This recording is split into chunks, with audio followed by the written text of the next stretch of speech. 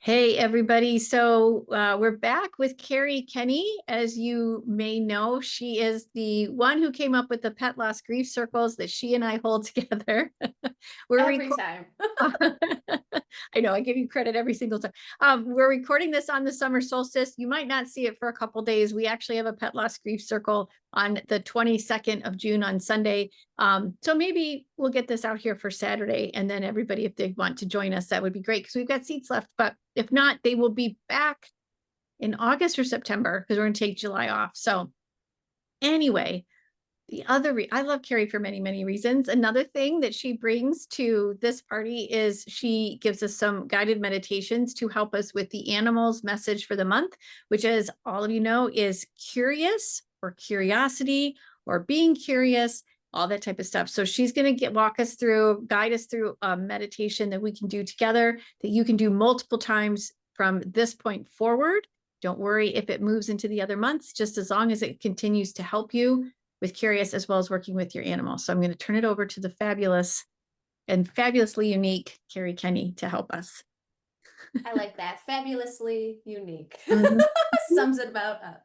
So good to be here with you all again. Thank you, Julie, for the honor of being with you in this work, this world, your community, this platform. And with this energy of curiosity, I love curiosity. And I know there was a point in my life where I did not really love curiosity. I thought I had to know. I thought I needed to have the next step and the next step and the space between those steps all planned out and expectant of if I got to do this and then this and then this and then this will happen, right? And then life just kind of collapsed. And I'm actually about to hit my 12-year anniversary where that biggest collapse for me happened. And in that collapse and loss of my parents is this idea and this energy and this practice where I just had to surrender.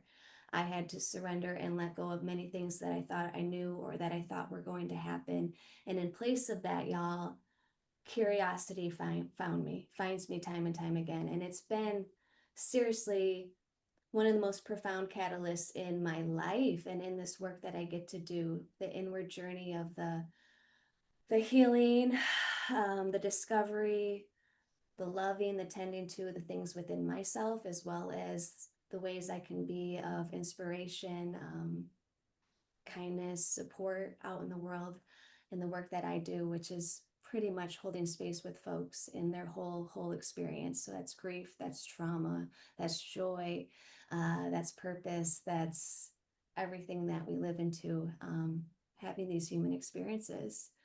So just know that in this human experience, my friends, it's absolutely a-okay and wonderful, and it can even be exciting to not know. And that's really what the theme is that I feel called to share with us today in this meditation practice is being okay to live into the question mark, to live into the questions. One of my assumptions and one of my beliefs in this world is that if you are in the questions, you are in the work. And that doesn't mean we have to have an answer. That means we're just curious enough to put that question mark after the thought or the sensation or the emotion or the difficulty, the challenge, right? Like the crisis. What is this about? What is this teaching me? What can I leverage? What can I learn? What can I let go of? What can I love even more profoundly? And everything in between. So living into that question mark today might feel really challenging. And if it is, just be curious about that, right? What is this about? Why is this so difficult? And again, we don't have to have an answer, but we're exploring. We're going to go on an adventure, right? We're going to go in and we're just going to feel what's there. And what's really cool is you're not alone, right? You got us right here with you. And I'm sure you have a whole lot of support around you. Call it in. We do not have to do any of this alone. And again, I believe we're not meant to. If this feels exciting, rejuvenating, something in you gets sparked alive, same, but a little different. Be curious. What's that about? What's this telling me? What's being spoken to me through this excitement, this energy that I'm feeling? And maybe it's like a dynamic of in between. Whatever your experience is, y'all, when we ever do any sort of embodiment practices, it's your experience and it's real and it's just and it's sacred and it holds for you the the answers that no one else can really ever fill those blanks in for you, which that's the work that I get to do. I get to be in questions with you. I get to like hold that space, and I love it, because who am I to say what you should or should not be doing, feeling, believing, imagining, dreaming, hoping for? You hold that. But in this world, we get really fixed, we get fixated, we get stuck. We think we have to know, which again, I mentioned that earlier, that like I wasn't always here and I thought I had to know. And a whole lot of suffering came in when I realized how much I don't know and how much it just doesn't go the way we think it's going to go.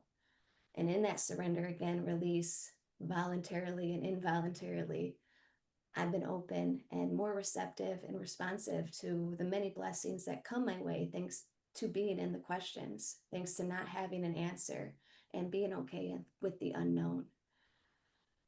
So I just want to share all that, because this is, again, your life and your path, and it's very real.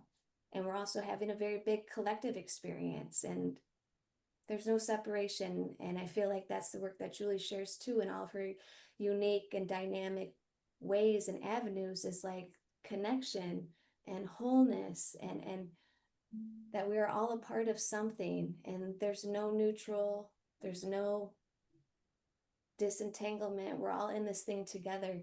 So even the collective experience right now, and all the harm that I'm seeing, and the platforms of hate and division and ignorance, that for me can really weigh me down. So I got to feel that too with the question mark. And I got to be in the question, what brought us here?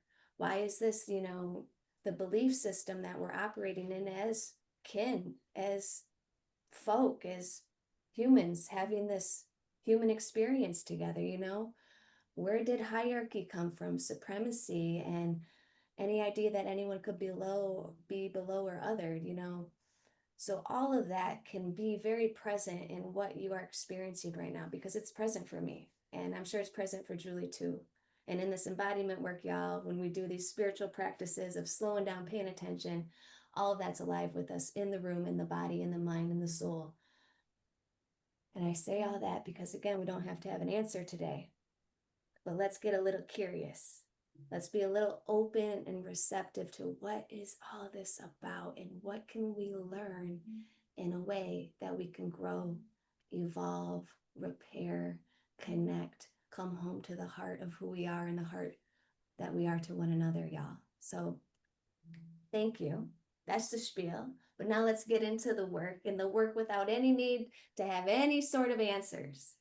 For this, please know that the mind, the body, the spirit, they all work very intricately together. So it's really important that you let your body have some comfort. You might want to shift a little bit. Maybe you want to take the arms up for a moment, stretch a bit, make some facial expressions, right? And as you do so, I'm just going to invite in like 3 big breaths, like intentional inhales into our body. Sighs out the lips, sound, sensation, little softness, little release. And let's do that 2 more times, whatever shape you need to take.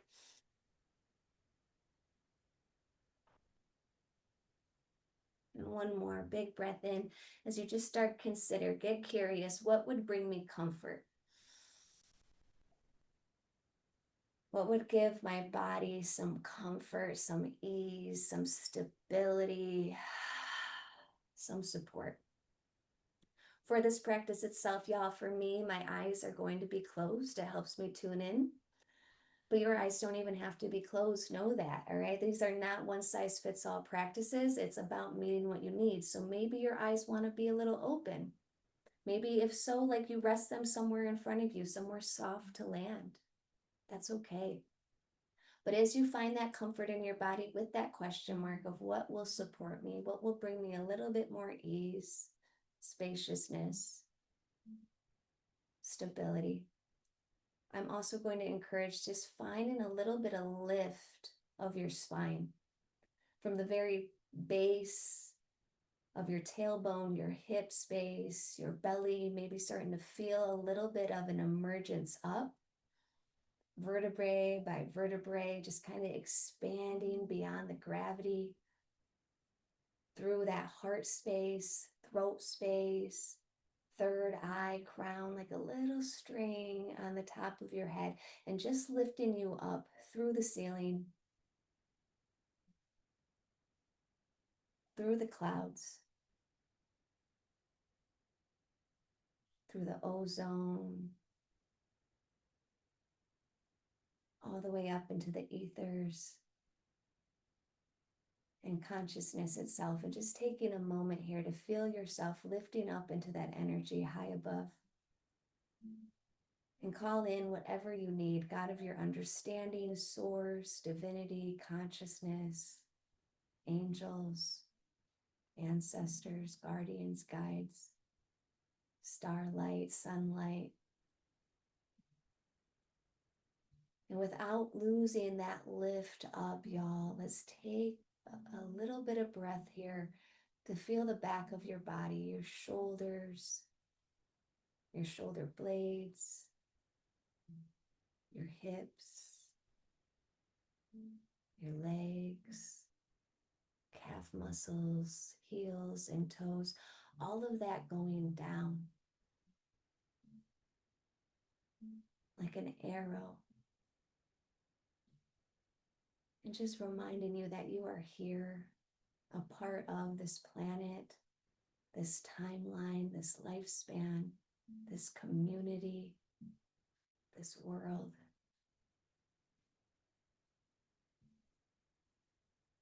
And just feel how held you are, how whole you are.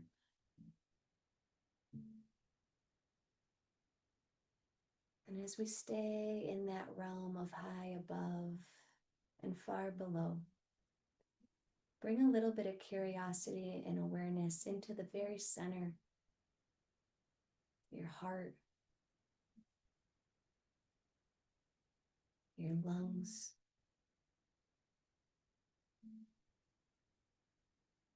all that beats and breathes in that space.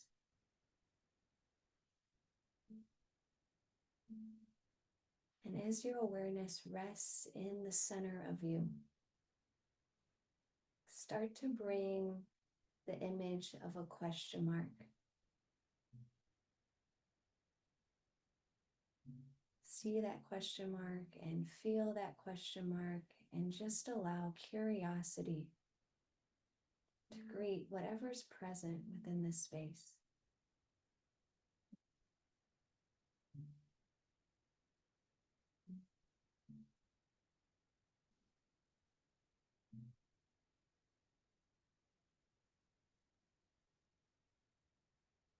Notice any resistance to emotion.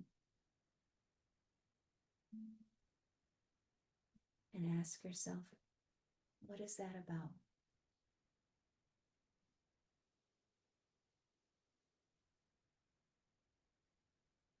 Notice receptivity to emotion.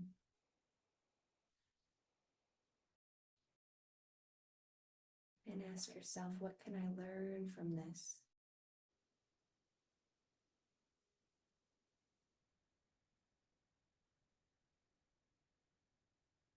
And trust any of the questions that are taking form and shape,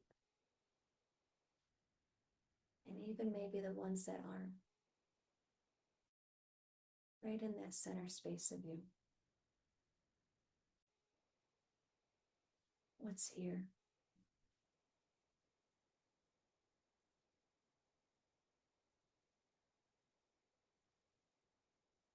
And breathe into it.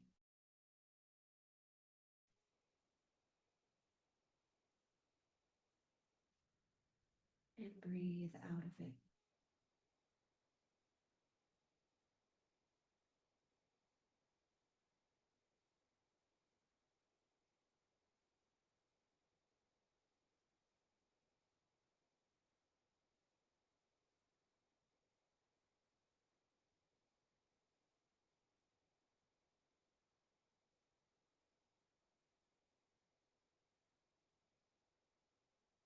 And being curious if there's anything your heart is trying to say to you,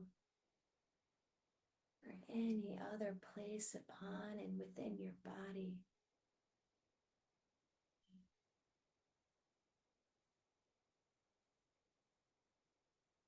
being curious without the need to know.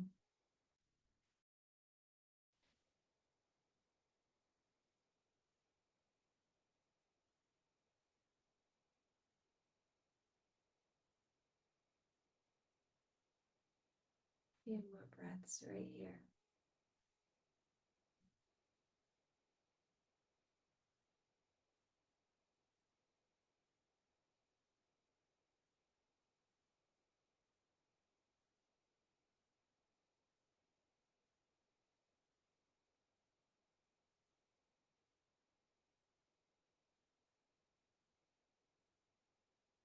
Question mark by question mark.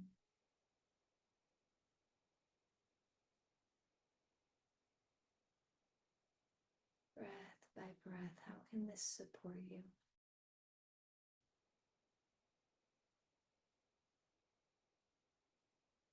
How can you support you?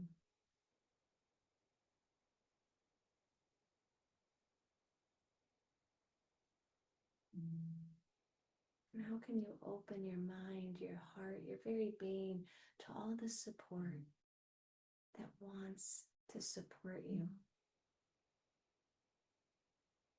Thinking about maybe those opportunities that present themselves, and maybe we have a fixed idea of how we need to respond.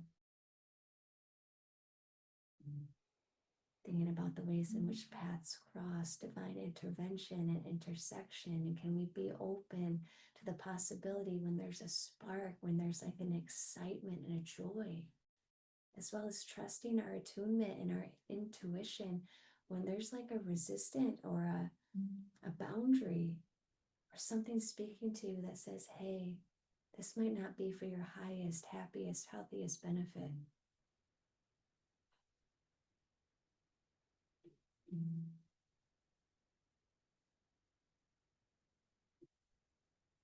Ask and we shall receive, my friends. And again, that might find us in ways that are bigger than the mind's ideas or the past patterns and imprints of how it's been, how we've been. But before we come out of this completely, take a moment here to ask any question you need to that higher power of your understanding. And may I not limit you with question, and maybe it's questions.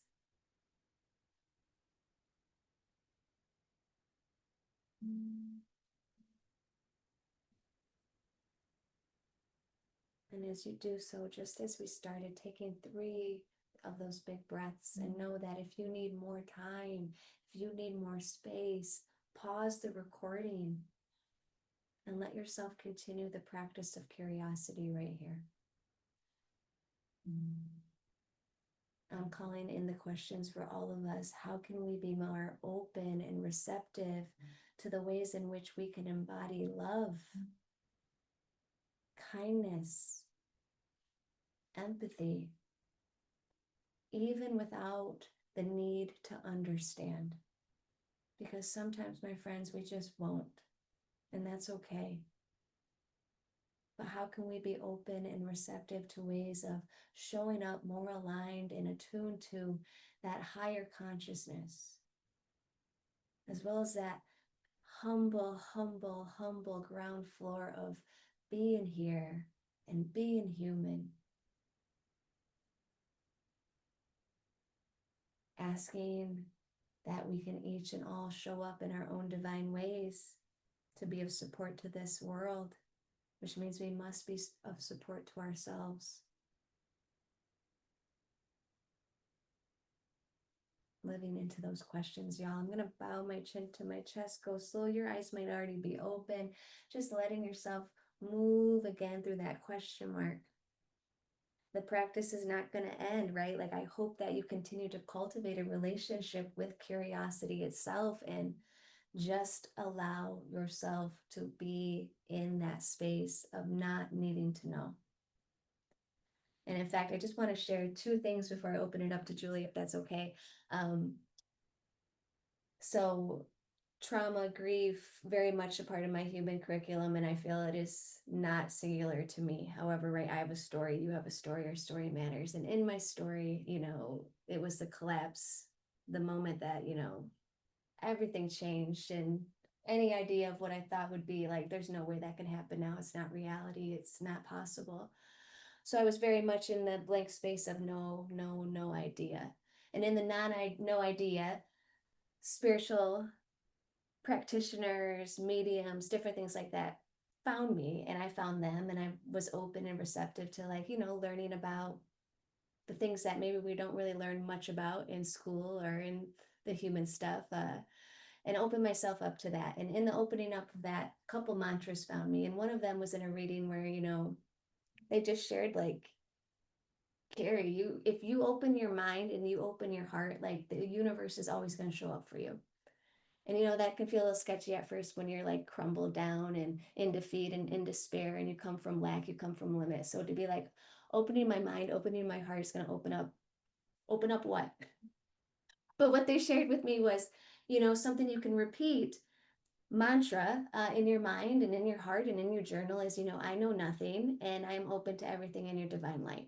And I've been saying that, y'all, for probably the last 10 to 11 years. I journal it almost every morning. It's just something that, like, I do now fully believe. I do know nothing. Yes, I know some things. I have some brain cognition happening, but I also don't know much. And the more that I learn and the more that I discover, the more I realize, holy cow, I don't know much, kids, at all. But that's humility. And that's beautiful, because then I am more open and receptive to all the other lessons I'm here to learn and feel and embody and respond in more loving ways too.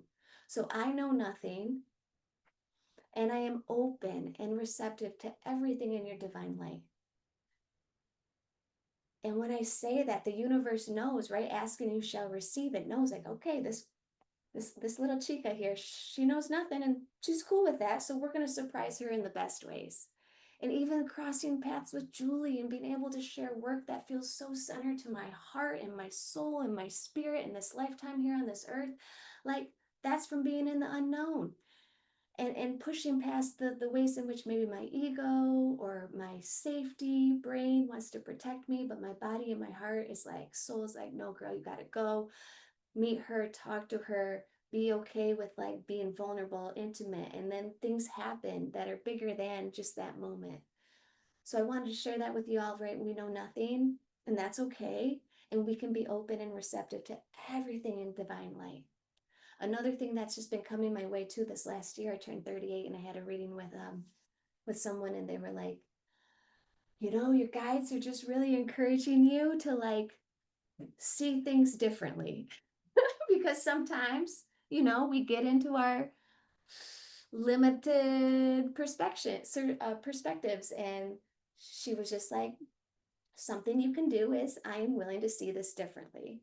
And when I feel myself looking out at the world and everything that's happening, I don't want to bypass it. I don't want to pretend it's not happening, right? I want to do my best to be as aware and alive and in it as I can, while also not sacrificing myself in that. So when I feel myself getting into ooh, this is a lot, I do. I lift up my heart, I open my mind, and I say, look, God of my understanding, I'm willing to see this differently, but you've got to show me what that is, right? Ask and you shall receive. All these practices, curiosity, again, I don't always have answers, but I have a little bit more ease. I have a little bit more excitement. I have a little bit more like, okay, I can continue on. So I hope that that can be of benefit to you, and maybe something else stirred inside of you today. Please trust that. Trust that. And I just thank you. Thank you, Julie. Yeah. What's going on for you, curiosity wise? What are you thinking Oh my about? goodness. Well, first of all, the meditation was amazing. Like, I could really feel into, and I don't know if maybe I just haven't, but I could really feel into, like, the brokenheartedness, of losing my dad and all of that, which I know is there. And I know, I mean, I talk about the first, so we passed at the end of August, and it wasn't until like mid-October that I realized I'd been breathing only in the top half of my lungs, because I've been in fight or flight for so long, right? Just getting through all the things that we had to get through, all of it, because it was so unexpected. But then, it's like, and then didn't realize until Thanksgiving that I just needed quiet, and then actually honoring that. And in February, like, it just takes a time, but this time I could really feel into shatteredness, if you will, of all that is right there. And that it is, and it's okay. It's not, I don't have to pick up the pieces just yet. I don't have to put everything back together. I can just be in this whole while, right? Lucas is across my feet and also dreaming. So I just have his comfort the whole time. What I really love too is at the end, the last 2 points about not knowing. You don't know what you don't know to some degree. And in that is even more curiosity and humility, which is something that, I follow Father Richard Rohr, and that is a huge aspect of his whole being, is being humble. And yet to me, the animals too create a humility, because we don't know what all's going on. We think we know. We don't know everything that's going on out, in the world, if you will, the natural world, which we are a part of and we forget. So even that humility, find that humility again through the animals, that we are not the superior species, that they are actually inviting us, that they're holding this unconditional love space for us, that we have an opportunity to take or grab a hold of and run with, right? So there's all that.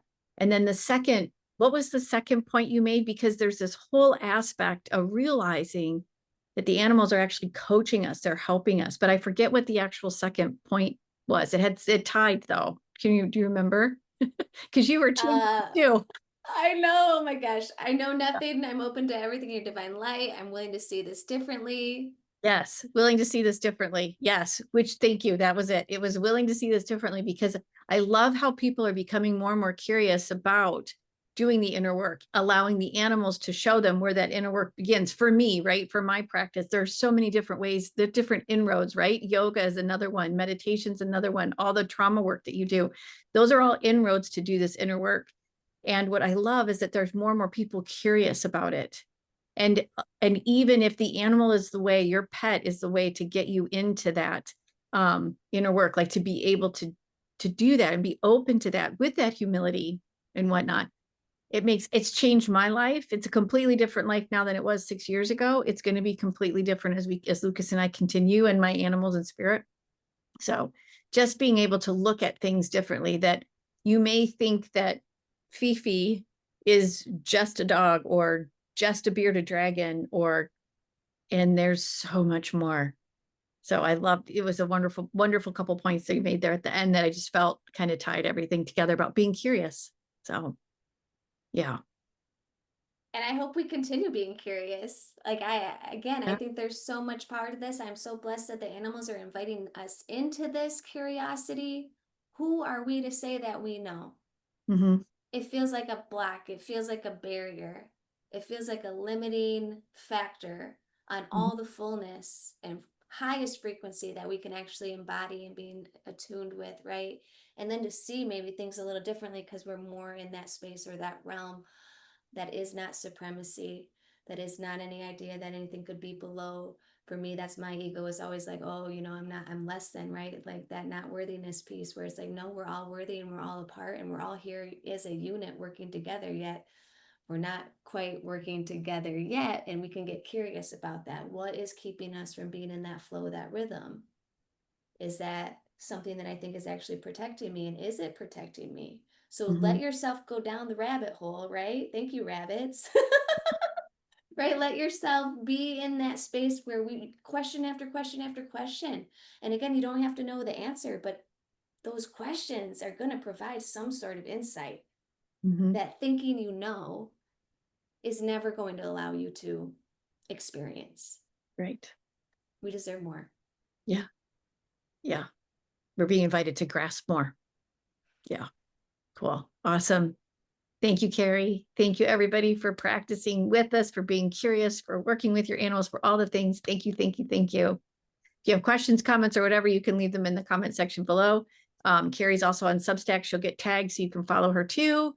And you can hopefully, at some point, if you have grief and would like to join us for a pet loss grief circle, you're open to all kinds of grief. So always feel welcome. All right. We love you, everybody. Take really good care. Thank you.